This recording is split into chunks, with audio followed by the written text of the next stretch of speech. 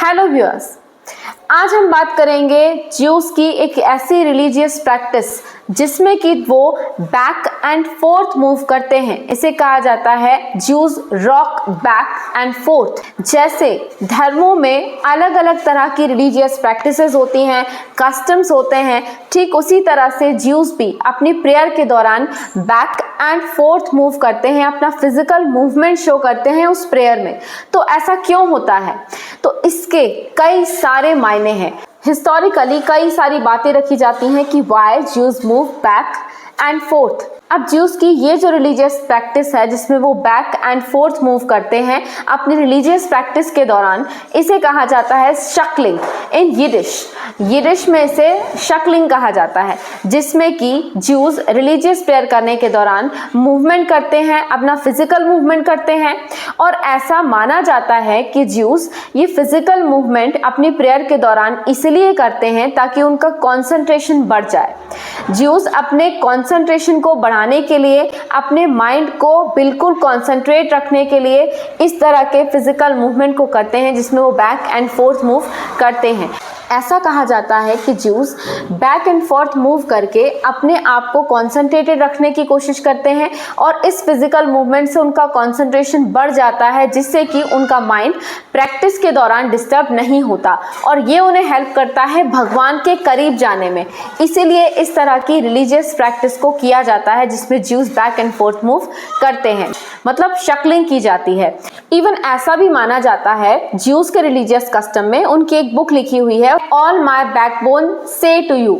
इसमें उन्होंने ये लिखा हुआ है, बताया हुआ है कि जिस दौरान वो शकलिंग करते हैं उस दौरान उनका रिलीजियस टेक्स्ट में कंसंट्रेशन भी बढ़ जाता है। मतलब उनके जो रिलीजियस टेक्स्ट की रीडिंग वो लोग करते हैं, ज्यूस पीपल जब उसकी रीडिंग करते हैं तो इसमें उन्हें हेल्प मिलती है, उनका कंसंट्रेशन बढ़ जाता है और इसीलिए भी शकलिंग को प्रैक्टिस किया जाता है ज्यूस के रिलीजियस कस्टम में। अब ज्यूस की ये जो शकलिंग प्रैक्टिस है इसके लिए एक कयास ये लगाया जाता है कि बहुत पहले समय से शकलिंग होती आ रही है और ये इवॉल्व हुई है आज की ज्यूस की शकलिंग में। वो कुछ इस तरह से कि पहले के समय में होता क्या था कि जिस दौरान प्रेयर्स की जाती थी, जिस दौरान लोग प्रेयर करते थे तो वो काफ़ी लंबी चलती थी। अब इतनी लंबी लंबी प्रेयर को करने में लोग जो हैं वो बहुत समय तक स्टैंडिंग नहीं रह पाते थे, तो वो फॉल ना हो जाएं, गिर ना जाएं, इसीलिए वो शकलिंग करते थे, बैक मूव करते थे, फोर्थ मूव करते थे, मतलब आगे पीछे होते रहते थे सो दैट उनको एक जगह एक स्टैंडिंग पोजीशन में रहकर प्रॉब्लम ना क्रिएट हो। और यही इवॉल्व होते होते होते होते आज का ज्यूस कस्टम बन गया, जिसे हम कहते हैं juice rock back and fourth, मतलब ज्यूस का आगे और पीछे की तरफ मूव करना यानी शकलिंग करना।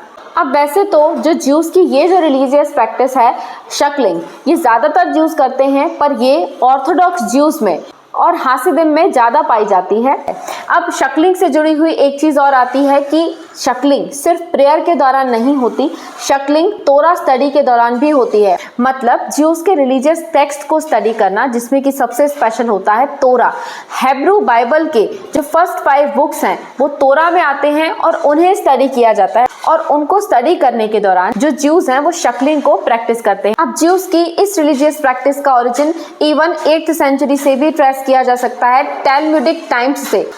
इस दौरान जो रब्बी अकीवा हैं उन्होंने इस रिलीजियस प्रैक्टिस को शुरू किया था, जिसमें कि वो क्या करते थे, अपनी प्रेयर के दौरान एक कॉर्नर से दूसरे कॉर्नर, फिर तीसरे कॉर्नर, फिर पहले कॉर्नर, ऐसे करके एक से दूसरे कॉर्नर पर मूव करते थे और धीरे धीरे इवॉल्व होते होते ये एक प्रैक्टिस बन गई, ज्यूस का एक कस्टम बन गया जिसे हम कहते हैं शकलिंग। ऐसा भी कहा जाता है कि 19th सेंचुरी में जो यूरोप के ज्यूस हैं वो भी शकलिंग को प्रैक्टिस किया करते थे। हालांकि वहाँ की जो हैलेथिक अथॉरिटीज़ हैं वो इसको अपोज करती थी, स्पेशली अमीदाह के दौरान।